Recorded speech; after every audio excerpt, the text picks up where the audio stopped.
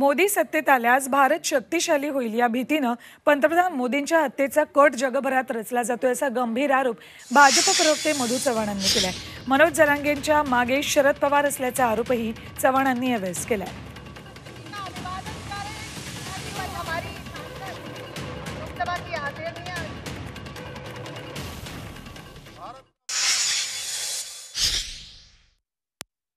मोदींना ठार मारण्याचे कट ही जगामध्ये शिस्त आहे। होय, मी जबाबदारीने बोलतोय। तर हा नेता पुन्हा भारताचा पंतप्रधान झाला ते जगात बलशाली देश होईल।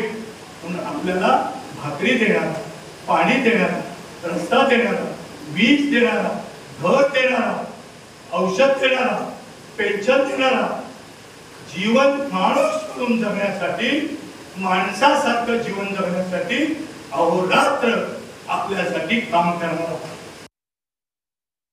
ते जरांगे पाटलासारख्या एका भंपक माणसाला उभं करता, शेठजी भटजी वाटेल त्या शिवाचा लावता तुम्ही, हा छग्या बोलायला लावता।